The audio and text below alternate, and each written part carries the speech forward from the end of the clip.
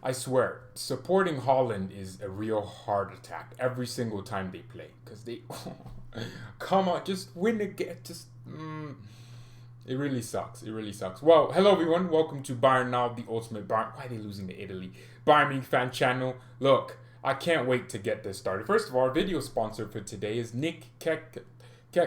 I can't pronounce that name. Those are all the members. We keep going through them. More members keep coming in. I've been slacking on this because I keep forgetting. So if you want to join and help the channel support it, for example, eventually we're getting a green screen, and that's because of the members and the supportive ways, man. You're all a bunch of supportive spouses. Okay, we're married to Bayern Munich and you're supportive. Okay, so thank you so much for making sure our marriage to Bayern is healthy, unlike Phil Foden. But seriously, we're talking about Bayern's combined 11, not combined 11. Yes, technically it's combined because it's all the 11 players that would be on the pitch.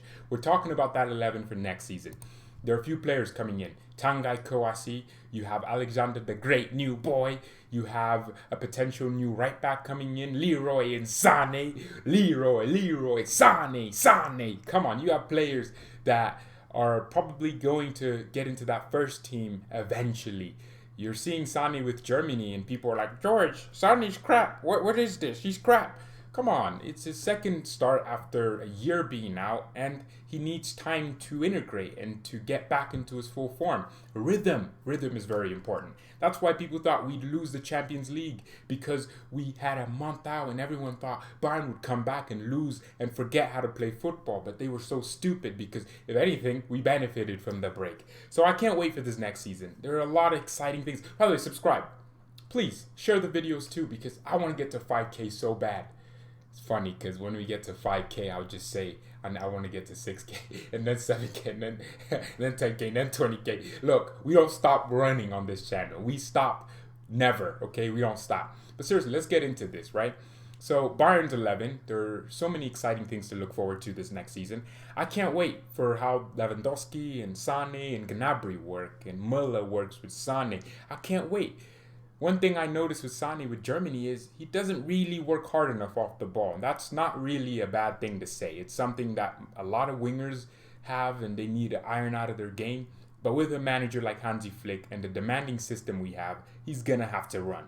He's going to have to make sure he puts on his running shoes and his cleats, boots at the same time. That's the most important thing. So it's just going to be so interesting how he works in our system and where he plays, because there's so much talk of him playing on the right and also on the left, and I want him on the left. We'll get back into that. Goalkeeper though, although we got Newbo, I like him. I think Newbo won't be starting over Manuel Neuer. I mean, I was watching a video of the top 10 goalkeepers in the world. Neuer wouldn't have made that list maybe 2 years ago, but he's back on top, number one.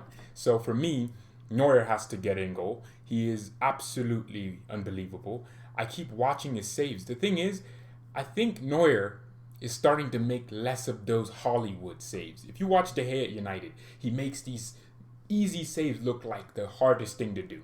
But then he makes the easy saves look incredibly tough. And the hard ones look, I don't know, it's crazy. But what Neuer does is he just picks his positioning so well now. He's always in the right position. Old Neuer would have had to dive out and do all these things. Now he just gets in the right position because of the experience. He's so old. I love him. You know what I should do? I should draw. Yeah. So what if I did this? I should draw like an armband around. I will. Now that you mention it, I'll draw like a little square and it will be his armband. Ooh, you know what? I'm gonna do that right now. Don't mind me. Don't mind me. Okay. Don't mind me, guys. Don't mind me. Just keep on doing your thing today. I know it must look ridiculous for me to be doing this while recording, but I got inspired to do it, okay? I got inspired. Okay, so I think we should make it, yes, it needs to be like grayish, right? So it can, yeah, and then I think we'll just put a nice little C there for Captain Manuel Neuer, and then the C would fit right there. I mean, I think that works for me. I think it works for you guys. And we got Neuer, the captain. Oh, the goalkeeper. I think he's going to start, of course. Hansi, what are you going to do with Neuer? Start him, of course. So look, for me, Neuer, in goal. Right back, Pavard. That's a position that we're going to need more depth in. I think Pavard is going to have more competition. Max Aaron, Sergino Dest. You know what? At this point, I'm not even going to do the thing where, this player's better than that. I don't care. Whichever right back we get, clearly we got him for a reason. So I'm waiting for that. We need a right back. Flick wants one. Karl-Heinz Rummenigge just said it publicly. We need a backup right back, but Pavard starts in that position because right now he is our only willing right back. What I mean by that is he's not necessarily our best. That's Kimmich if he wants to play there, but Pavard is willing to play a right back. And for me, you have to play Pavard. You have to play Pavard. And Niklas Süle. Yeah, Niklas Süle has to play. Boateng had a great, decent, you know what, people are saying best center back in the world. No, he still has the lack of pace that we keep talking about. He still has things about him that I'd love for prime Boateng to come back and improve, but it won't happen. Boateng won't magically gain 10 plus pace on FIFA. He's at 66 pace for a reason, and it's going down to 50 soon. He is what we would consider a smart fridge. You know, he has wheels on him. He rolls around, but he's still a fridge. He's very slow, so I don't think we would be using Boateng.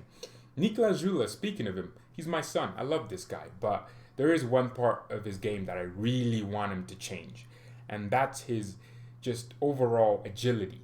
I think he's a very fast player.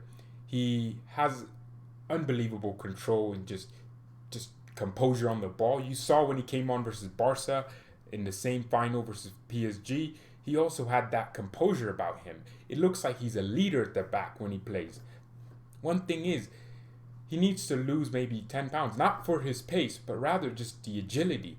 If you look at Van Dijk is not that big. He's not that, people imagine Van Dijk and they imagine 250 pounds of pure muscle. No, Van Dijk is really lean. He has smaller arms. I think Niklas Süle needs to really just reduce the weight. I don't know. Is it muscle or is it? I don't know. It just needs to happen. Get to like 180 pounds, whatever that is in kgs, kilograms. We won't do that. Tilo Kehrer, no kilogram players out here. But whatever he needs to do, because I really don't want him.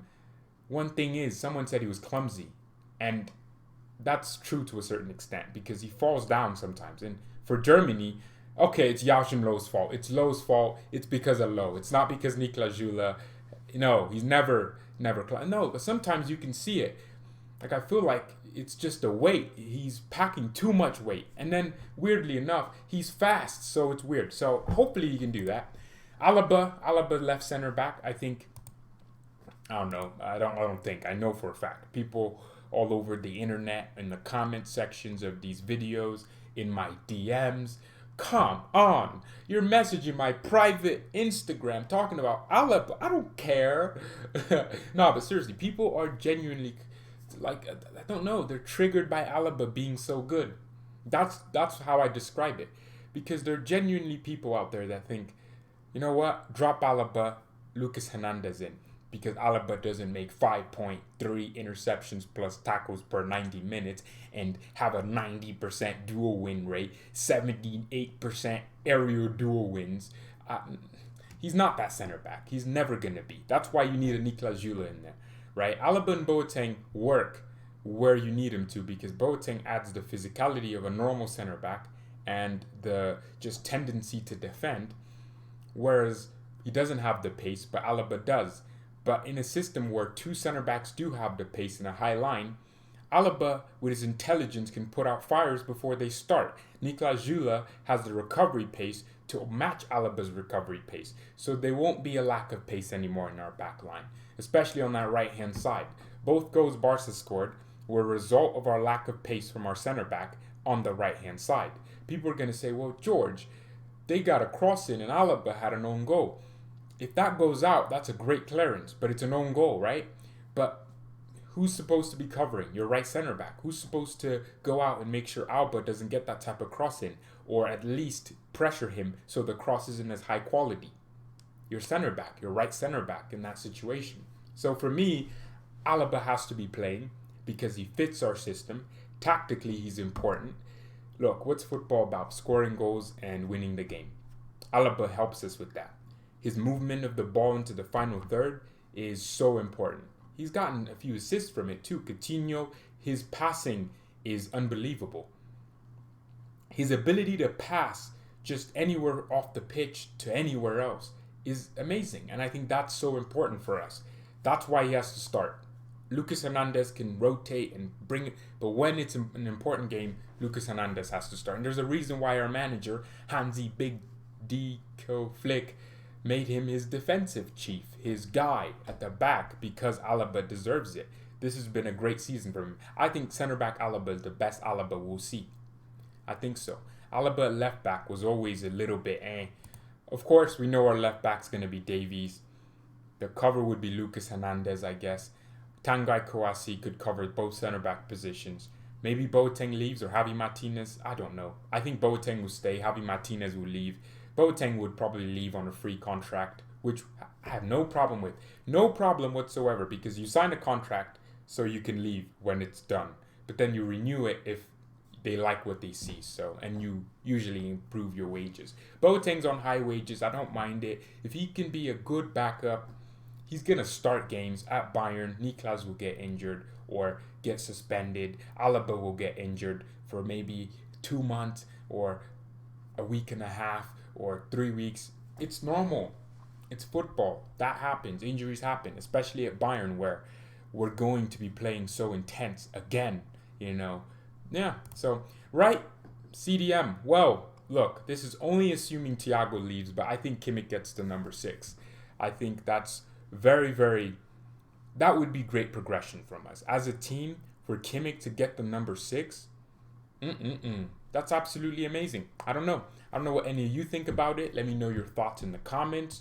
And I'm sure you all would be excited to see Kimmich. It'd be weird. I don't know. Kimmich has always been a 32. But in the back of my head, I'm always like, okay, well, he can play as a right back and as a CDM. So number 6, number 8, you know. But this is assuming that Thiago leaves. So if Thiago ends up staying and leaves next year for free or gets sold in January for a significantly lower amount of money, then you can make the case for I'm stupid. But assuming Thiago does leave, which looks like it could happen if Liverpool pay the money or Barcelona pay the money, you know, and it looks like if Liverpool sell Wijnaldum, they're able to get Thiago. But if Thiago leaves, Kimmich should get the number 6. I think that's always been like a dream of his. He's always wanted to be the number 6. You know, moved into the midfield, even when we did have a lot of congestion in there. I don't know. So, Goretzka, though. Yeah, Goretzka for me has to get the number 8. Javi's going to leave. Goretzka took the number 18 because it's literally just 10 number. I mean, literally, it has the number 8 in it. It's obvious he loves the number 8. For whatever reason, I'm not exactly sure. What do you wear at Schalke? You wear the number 20? I don't know. So, well, he wears number 8 for Germany, right? I think so. What does Goretzka wear for Germany? Well, I don't care either. Well, Gnabry, number 7. We already know that. That's confirmed. I can't wait, though. I can't wait for that link-up. There's a lot of talk that Sané would start on the right. Gnabry, yeah. I still think Hansi Flick, look at the Champions League campaign. If there was ever a time to play Gnabry more on the left, it was the Champions League campaign. But, I mean, look, our team is rotational, so I wouldn't imagine Gnabry only stays on the left or on the right, or Sané stays on the right, and then I can see absolute movement, which means 50-50, players are popping up everywhere. Our heat maps are just going to look like goats, but lateral goats, just everywhere. That's going to happen a lot. We're going to have movement. From a corner, they'll switch position for like 5 minutes, and then if the ball goes out of play, Gnabry will, I don't know, Gnabry could dribble to the left-hand side and Sané would take the ball, and then, you know, Sané could dribble inside, and then they switch positions, and then Lewandowski could go out on the right-hand side and Sané's up top, and that's what I want us to do a lot. So Gnabry on the right for me seems more likely because, look, Leon, man, that's what I want from Serge. People are trying to say he's the next Ribéry. Gnabry reminds me more of Robin than Sané does. Sané reminds me more of Ribéry than... it's weird because they were number 10 and 7 respectively. So, Muller... we never change Muller's numbers. He just loves 25. Well, Muller... I don't think Muller's that type of player that gets like care about the number he's wearing. Does he even wear 25 for Germany, or did he wear 25? I don't think he cared. I don't think he cares. Same with Bastian Schweinsteiger. I don't know if they had any significance with their number, but Schweinsteiger was 31. That's fine with me. And that's a great mentality, because some players just want this, little attachment to a number. Sane's going to be on the left. That's where I'm predicting he plays. Of course, like I said, the rotation is going to be important. Lewandowski, the big man up top. You know what? I have a lot of Polish people watching the channel who do this. Yeah, Levy. I always said Lewa, but they're saying that's a girl. So I don't get it. I still don't. Try to explain that to me. Well, look, thank you everyone so much for watching to this point. I appreciate each and every single one of you. That's the starting 11 that I think we're going to go with next season. A lot of top players there. A lot of depth. We need an extra winger. We need an attacking midfielder. But is there any real change? No. Only one change, and that's Sane for Coman. No disrespect to Kingsley Coman, but Sane's here. You have to start Sane. Not saying we have to. You get what I mean. He costed us 40 million. He's not going to sit on the bench. All right. Well, thank you, everyone. Have a nice day. Mia san mia and peace. Is Holland still losing? Or am I going to have to kill somebody? I mean, come on. Barella would have 58 minutes in.